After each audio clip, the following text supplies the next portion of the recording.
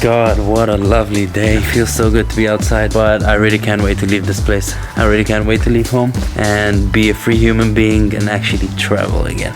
Someone's finally shitting. He doesn't like no one watching him shit. Comparing Czech weather with Egyptian weather, it's crazy, guys.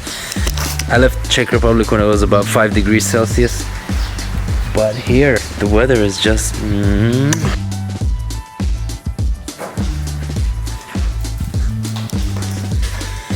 I'm sorry you guys have to see me dressed as a hobo these days. I was once a decently dressed human being, guys, trust me. I can prove it. I know I look like a Mongolian child, but yeah, that's me.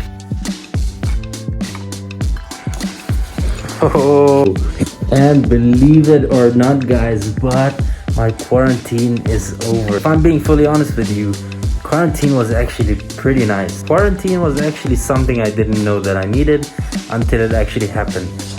لا خلاص اطلع؟ لا ما تطلعش. ازاي يعني؟ كمان يومين. يا سلام. لازم تتغذى كويس. لما تمشي من هنا هتعمل مين هياكلك؟ تستخسر تشتري اكل لنفسك. انا؟ بتكسل. ما انا هسافر من غير فلوس فالناس هتعزم عليا اكل كتير. شفت؟ ادي اول حاجه غلط. اكل السعيد ومن غير فلوس. ازاي يعني؟ لو عوزت دواء مين هجيب لك دواء؟ لا انا مش موافق خالص. Oh, happy days. It's mid-November in Egypt, guys, and I'm still feeling pretty hot in this sweater. It's about 25 degrees, not as cold as I expected, so probably I'm gonna have to get rid of this soon. And we made it to the other side of town, and currently the view behind me is this. You guys noticed, but it's too much hunks here, too much hunks.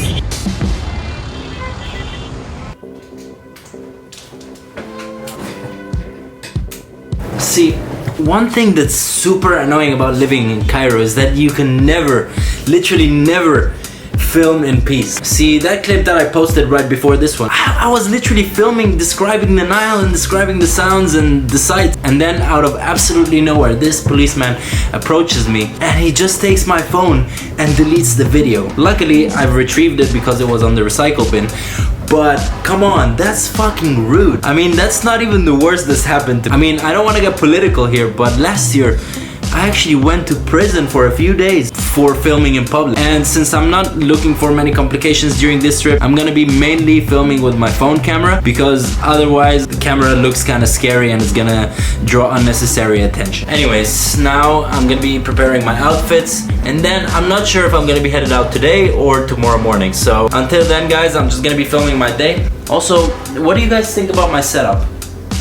Bad? Good? Hey, let me actually take you on a quick tour. So this is actually the flat where I grew up and it's been absolutely abandoned for the past 10 years since both my parents live outside of Egypt. So when I came back a few months ago, I was like, why don't you guys let me like renovate it or kind of clean it up and move in here and perhaps turn it into my personal office. I don't know if you guys noticed, but I love reading. I love photography, obviously, and this is a view. And then there's a bedroom that I kind of turned into a storage room. Here's the toilet, and then you got a huge living room that isn't currently being used. And this, guys, is a collection of encyclopedias that I've taken from my granddad. And somewhere over there is another like balcony slash storage room, and of course a kitchen that I don't use much. So I'll be leaving my bag and my camera here and using the phone mostly. But right now I'm gonna head to my uncle's place because that's where I have my outfits. That's where I used to live before moving here. Long story short, right now we go to my uncle's place.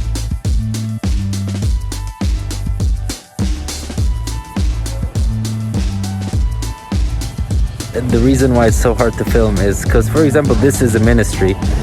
Right there is an embassy. So it's pretty hard to film in this neighborhood because everywhere you go, it's basically like a government building or an embassy or something like that.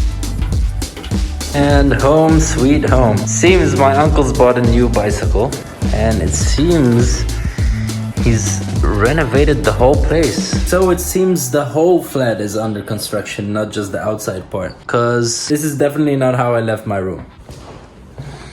And I'm not honestly sure if this part of the flat is finished or not, but this is definitely the best thing in the flat. This is what an old Egyptian elevator looks like. So you walk in You gotta close both doors.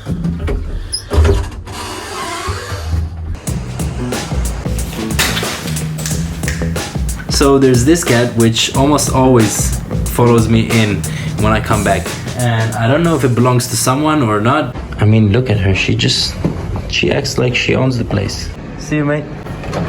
I've been using this elevator for more than 20 years and it's still working, so that's good. You see this highway behind me? And the one on the other side? Well, I have to cross both of them right now, so wish me luck.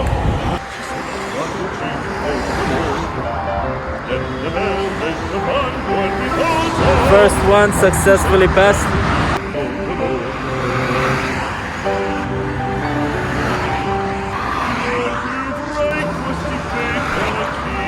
This goes to all my foreign friends who stress over crossing empty streets.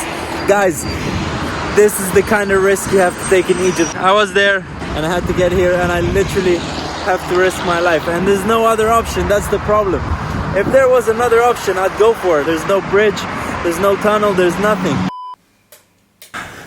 There's something I've come to realize today. Now that I've been walking uphill, I don't know if it's COVID or just the fact that I've been indoors for 2 weeks doing literally nothing at all, but I kind of feel breathless. I don't know, that kind of worries me because I'm going to be traveling for about 5 days with no money whatsoever. I don't know if that's the best idea or the best time to be traveling, but I think I'm willing to take the risks.